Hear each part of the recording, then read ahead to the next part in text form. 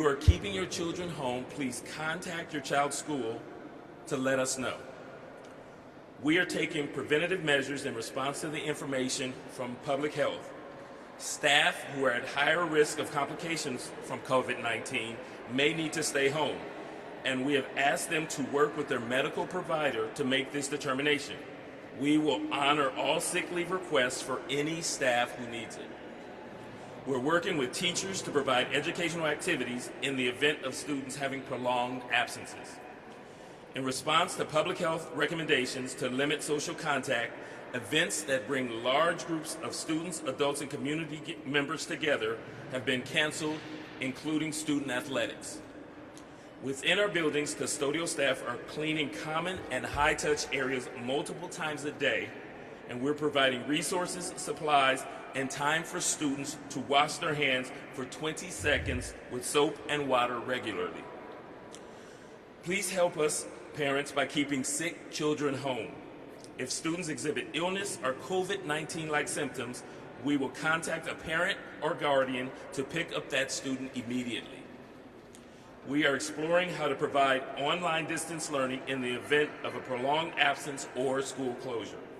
We will not implement an online distance learning model unless our district can ensure that all students will have equal access to learning. We have a diverse student population, and some of our students do not have regular access to technology or the internet. We have procedures in place of a school or district closure, including providing lunches to students who qualify for free and reduced lunch.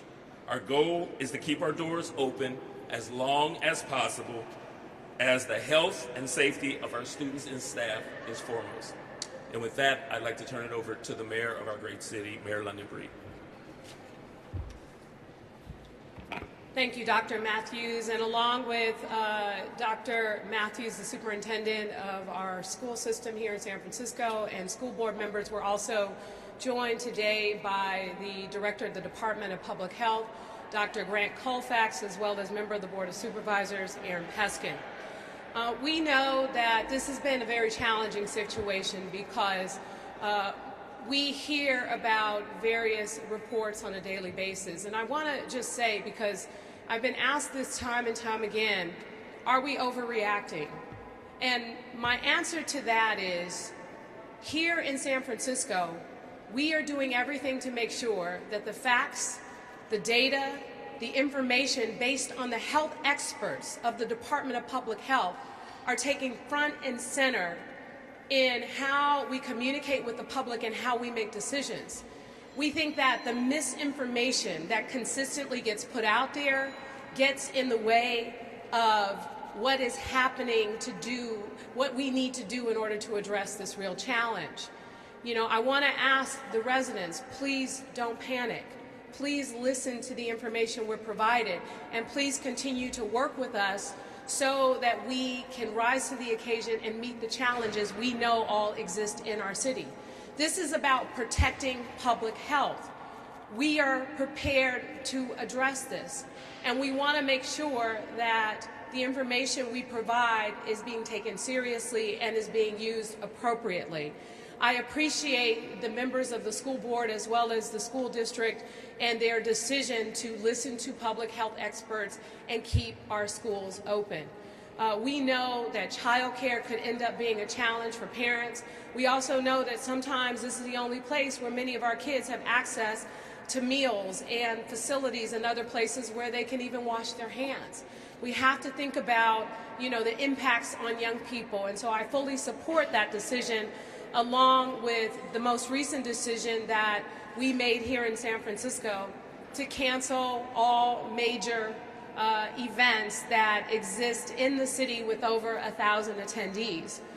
We know that this is necessary because right now it's about mitigating the impacts. It's about making sure that we reduce and eliminate the spread. And we have followed in every single instance, in every decision that we've made, it has come based on the direction of our public health experts, which are some of the best in the world, right here in San Francisco, advising us as this virus progresses. And so I appreciate the work that the media has done to get the word out in order to make sure that accurate information is provided, that we're consistent in our messaging, that we are doing preventative strategies around making sure that we reduce or eliminate the spread.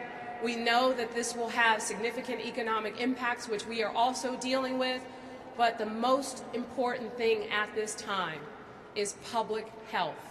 And at this time, I want to ask Dr. Grant Colfax to come forward and provide more information, more suggestions, the most recent information on what is happening now in San Francisco as it relates to the coronavirus. Dr. Colfax.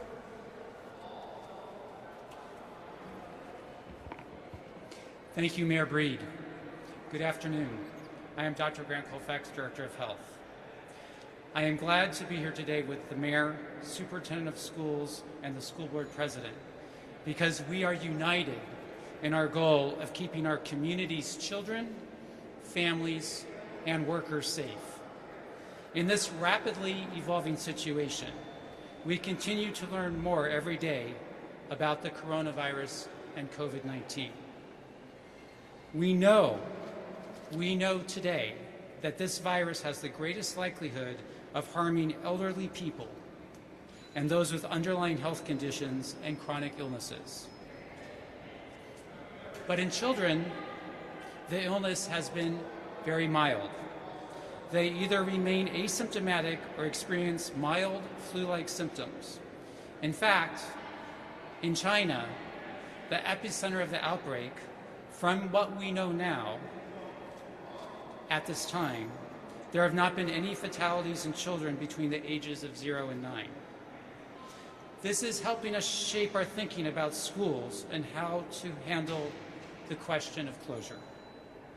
Schools are an essential service and crucial to our communities. That said, no one, neither staff nor students, should attend school if sick, and I cannot emphasize that enough. If you have a child with chronic health conditions, consult your healthcare provider about school attendance. And we know that schools are working hard to ensure everyone's safety, and we are partners at the health department in that effort. As much as possible, children should be able to continue with their education and normal activities, fortified by frequent hand washing.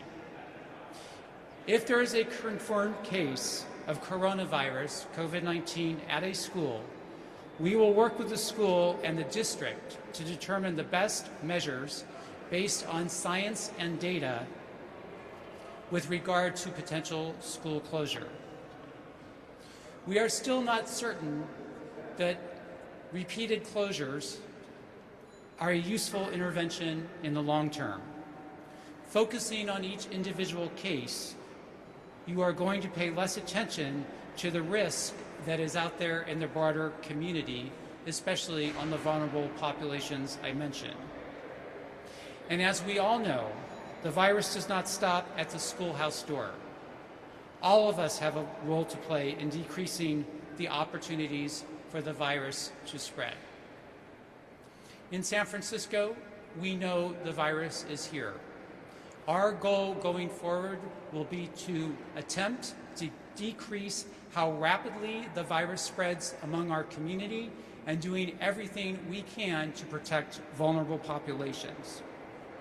As we increase our access to testing, so will the number of confirmed cases. It is only a matter of time before multiple students and staff members at SFUSD schools have a diagnosis of coronavirus COVID-19. Given the current facts, coronavirus is in the community, so kids bring it back to school and vice versa. The evidence is mixed on whether closing all schools for a short period of time would make a significant difference. And this is what this is about, making a significant difference in slowing down the virus spread in our community. Especially in the Bay Area, where many people live their lives in more than one county, school closures is not convincing at this time as an effective intervention. And again, as the mayor and others have said, this is a rapidly changing and evolving situation.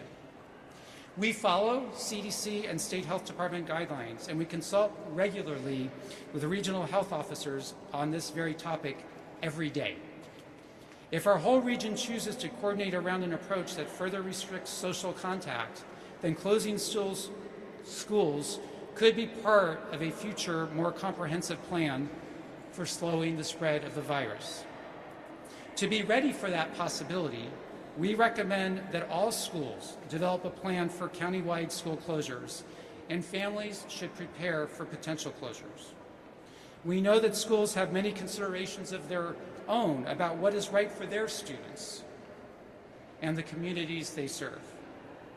We advise that any school that chooses to close to give families enough time to make arrangements for childcare during the closure and to try to avoid leaving children with older relatives who are more vulnerable to the impact of the virus.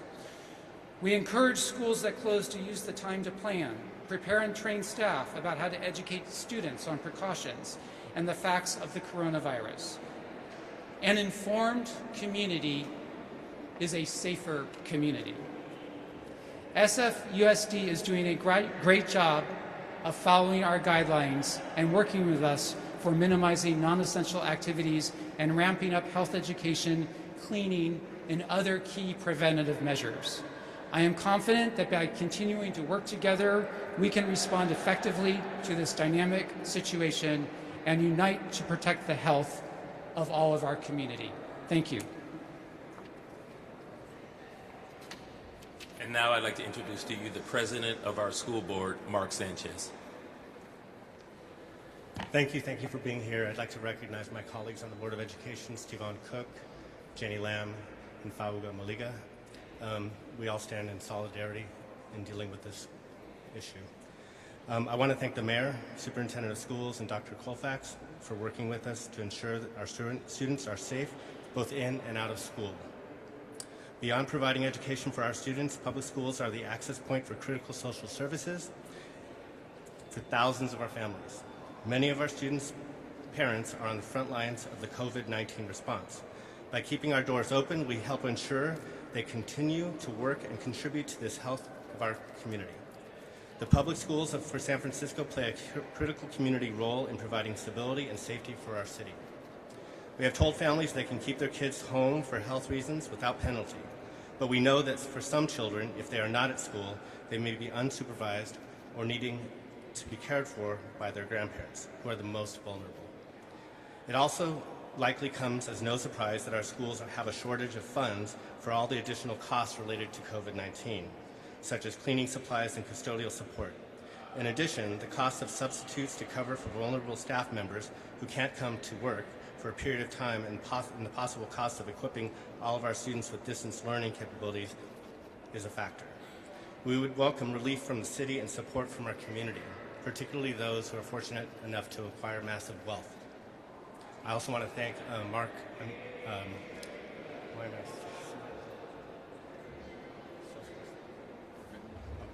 sorry about that, Mark Benioff for contributing to our district, and he continues to do so.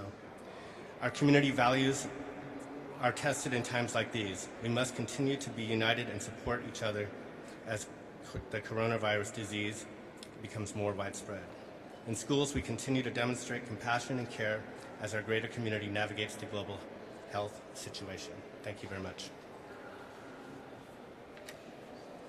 Thank you. And I just want to also add, in every time we provide an update, we want to make it clear that from the very beginning back in late January, when this was, of course, brought to our attention, we have been preparing for this situation, first and foremost, to ensure that we protect the public health. And I want to be also clear that San Francisco has been through challenging public health crises in the past. The H1N1, SARS, the HIV epidemic, and we have come together as a city with some of, as I said, the best public health experts anywhere in the world, and we have gotten through it. This will be a challenging time for us, but we will get through this by working together by providing factual information, by following the guidelines and the suggestions that continue to get recommended by our Department of Public Health. And I appreciate again the school board and the work that they are doing to ensure the safety of our children all over San Francisco, as well as the Department of Public Health and the work that they have done to stay on top of this issue on a regular basis. And as situation has evolved, you, the public, have been the first to know as soon as we are able to confirm information and make recommendations. We said nothing. Can you clarify? So for the schools, we know that schools are an essential service. So I believe the 1,000 is for non-essential. So that the difference is between essential and non-essential. So that's why the schools are remaining open, because we believe we know these are essential.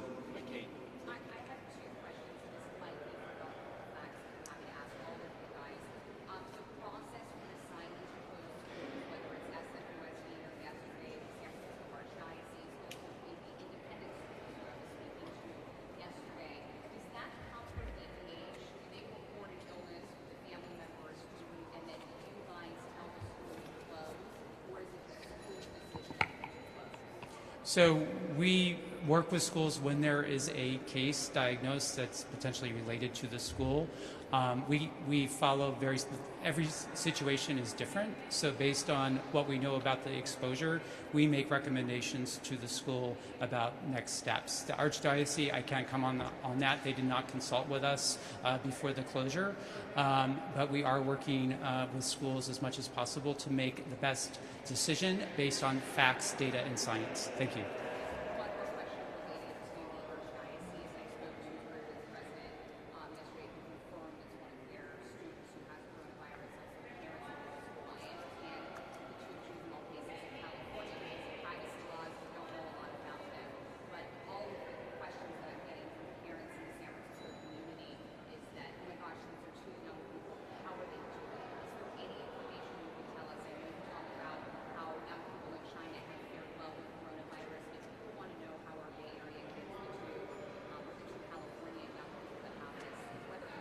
I can't comment specifically on those individual cases. Again, I would follow the data and the science, which shows that most children, the vast majority of children, have mild symptoms and recover well. You could address the possibility that a child can become infected, and if they habitate with their grandparents or with somebody who's in a higher risk group, is that one of the concerns? And how does that calculate into your decision? Right. Well, that's exactly it. We're trying to balance the risk and benefits of all these large interventions, and that's exactly one of the concerns that has been raised across the region and in our conversations with our state partners, which is if there was widespread school closure at this time, we would be concerned about the effects of unintentional, or the fact that the consequence could be exposure to high-risk populations that we know.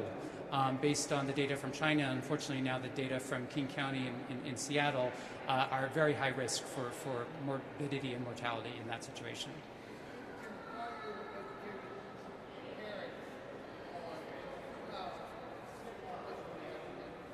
So we continue to, we email all parents, we send emails, text, we send phone messages. We also ask parents, please continue to look at our website. It's updated daily now on the changing situation and what we're doing. But we continue to reach out, so we're pushing out information, as well as we're asking parents to continually go to our website to get the latest information. We expect in the next few days to have a video up with one of our DPH colleagues to answer more parent questions.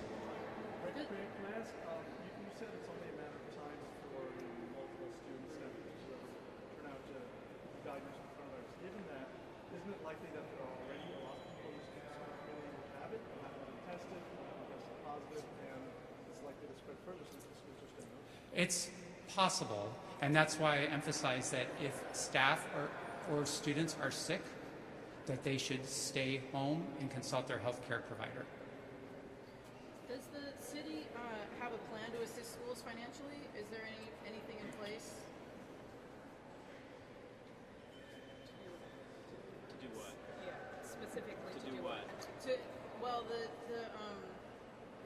To to help with cost of substitutes or extra cleaning supplies or anything like that? Well, just to be clear, the city does provide a significant amount of money to the school district already, and as a result of this virus, our economy is going to have a significant impact, not just on the amount of money that we're going to be spending on medical-related challenges to reduce the spread, but also the loss of the conventions, our businesses, employees. I mean, we're talking about a significant financial impact, and so we at this time are analyzing exactly financially what that would mean for our city budget this year and next, and what are some of the investments and things that we can do to help mitigate the impacts on not just our schools, but our entire city. This is going to be very challenging for all of us, and it's going to be important that we work together to address it.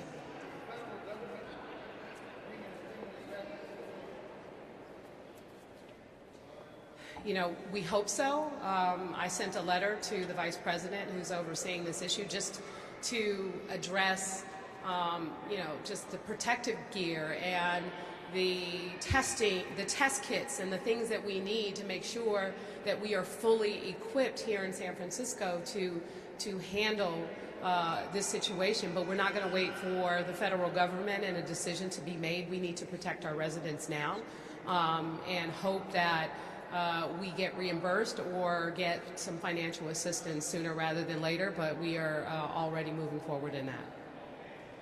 San Mateo County said that if they have even one case at the schools, they would close all the schools in the district.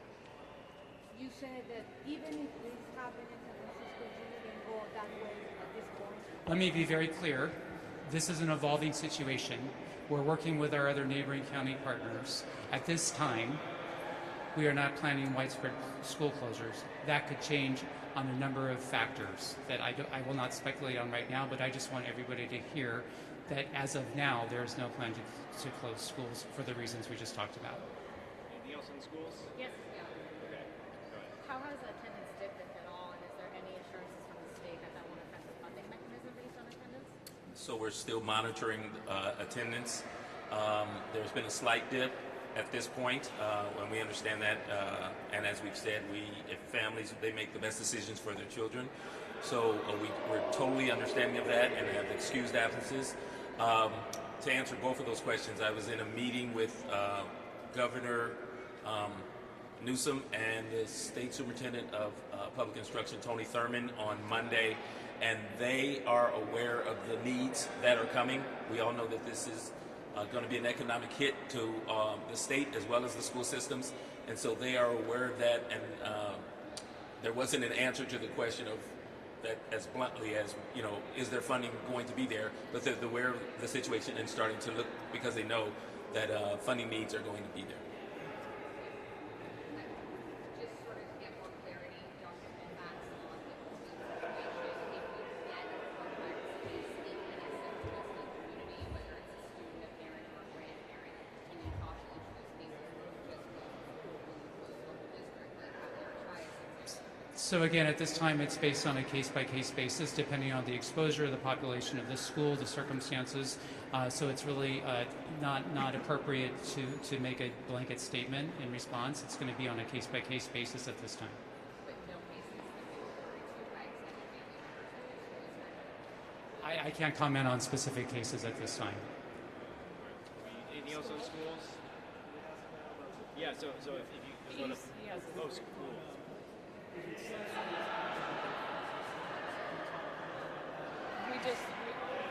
You So, said as we said earlier, that what schools, so the 1,000 is for non-essential events. Schools are essential, so that's the difference between the two. All right, so let's let the district folks go. thank you. Thank you. Let me pull fast. Okay, so now, yeah, I'm gonna slide. Go ahead. So as you all know, last week I put out a directive to provide guidance to the public around large-scale events with recommendations to not only postpone large-scale events that are non-essential, but if there are events that people are choosing to move forward with, to provide hand sanitizer, washing stations, tissue, and things that could help with those particular events. And what we also realize is that it's important to, as quickly as possible, stop and reduce the spread of the coronavirus as a whole in the city. And the recommendations that we made weren't necessarily taken by everyone, and as a result, we have decided to take that a step further, and putting a moratorium on large-scale events of 1,000 or more people as it relates to trying to mitigate the impacts of the virus on communities throughout our city, and especially, again, some of the most vulnerable populations. And this was the strong recommendation of our Department of Public Health. And as I said time and time again, this is an evolving situation, and every opportunity we have to make changes that are going to protect public health, including this moratorium, we will do exactly that. And the recommendation is that we do that at this time, and so it's effective immediately. And our hope is that this will help to make it clear to everyone exactly what we expect as it relates to large-scale events. Can you talk about the I'm sorry, I can't hear. legal way of it? Yes. So the first part, in terms of is there legal weight, there is legal weight, and so we did this in consultation with the city attorney's office, and as soon as it was confirmed that we could issue this directive, we did so, and we made it effective immediately. And I'm sorry I didn't hear the second part of your question. Well, I would just say that we made it, it was a recommendation, and then we as a city followed that recommendation, and we had expected everyone to follow the recommendation. It didn't happen, and as a result, we took it even further.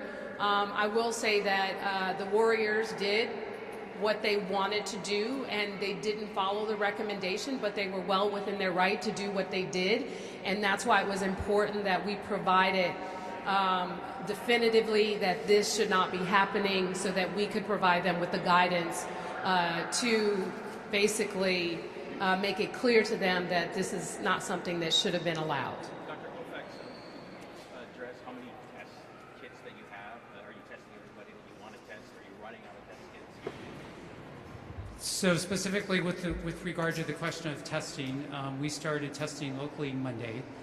We've upscaled our testing as have other healthcare providers, and I'm very pleased to say that we are now using other private labs to be able to scale up testing. We will also start, so other healthcare providers are using those other labs now to scale up testing, and we will start doing that across our public health network as of Thursday.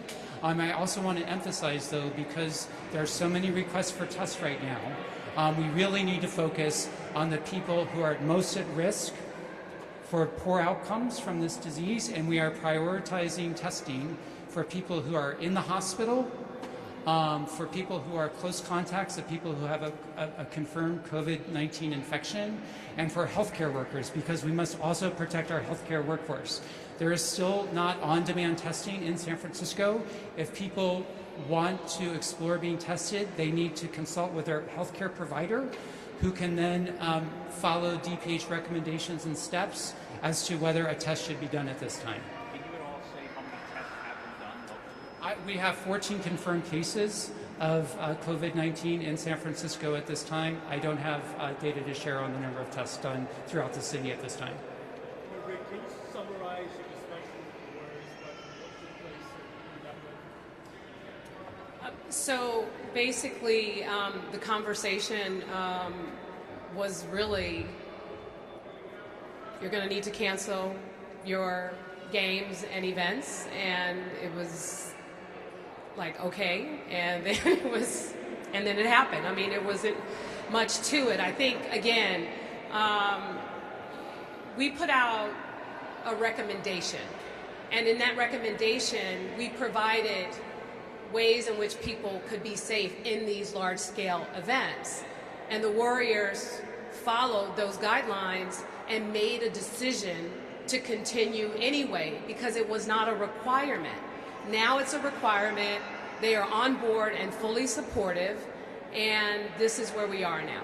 Have you had any discussions with the NBA at all? Like, were they involved No. in this? But I will confirm that I've spoken to the PGA, and they said that the information that went out was rumors, that they were looking at an alternative location. They are committed to San Francisco, and again, this is an evolving situation, so a decision for an event that's happening in May probably won't occur this early in advance.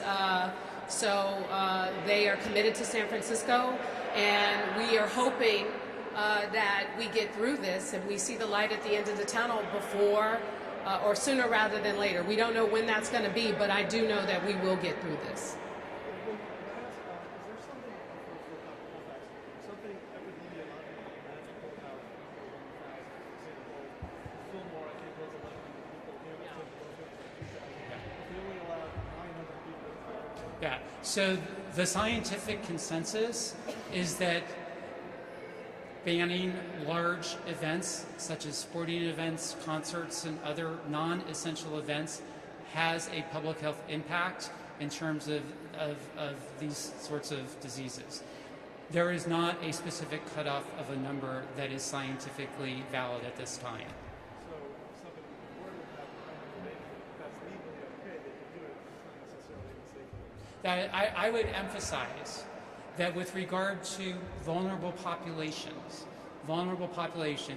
people over the age of 60, people with chronic diseases, including kidney disease, diabetes, immune disorders, that they restrict their movement and engagement in large events and smaller events. The CDC recently issued guidance in the last 24 hours to reduce those engagements to numbers less than 10. All right, we gotta get going.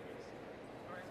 Real quick, you guys have 2 more cruise ships scheduled to come in, the 19th and the 20th that I know of. What's the discussion about that and what's the plan? So, as you probably know, the decisions around what happens with those cruise ships are the state government working in collaboration with the federal government. We are, of course, a part of the discussions, and we stand ready and prepared if necessary. If a cruise ship docks here for whatever reason, we will alert the public. We will communicate the specifics of what we think is happening as it relates to the people who are on the cruise ship. We will set up whatever necessary things that we need to set up to address it, just like they're doing at the Port of Oakland.